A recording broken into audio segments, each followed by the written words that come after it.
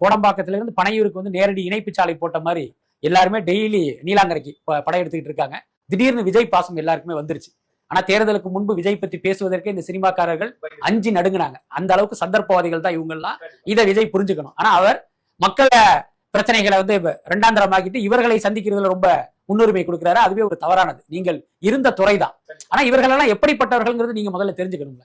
உதாரணத்துக்கு சிம்பு இருக்காருன்னா இவ்வளவு நாளா ஏன் இவருக்கு குரல் கொடுக்கல? ஜனநாயகன் படம் முடக்கப்பட்டதற்கு திரையுலகிலிருந்து எத்தனை பேர் குரல் கொடுத்தாங்க? எல்லாருமே அஞ்சு நடுங்கி பயந்து உட்கார்ந்துருந்தாங்க.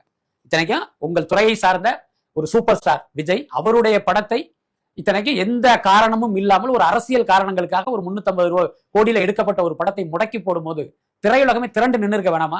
சாஸ்திரி பவனுக்குள்ள ஒரு காக்கா கூட நுழைய முடியாத அளவுக்கு இவங்க அதை முற்றுகையிட்டு இருக்கணும்ல. ஆனா இவர்கள் கோழைகளா இருந்தாங்க. விஜய்க்கு ஆதரவு தெரிவிச்சா ஸ்டாலின் குடும்பம் கோச்சுக்கும், உதயநிதி நம்மளை காலி பண்ணிடுவாருன்னு பயந்து நடுங்கி வாழ்ந்தவர்கள் தான் இவங்க எல்லாம். இன்னைக்கு பாத்தீங்கன்னா நீலாங்கரையில போய் பொக்கேவோட நின்றுகிட்டு இருக்காங்க.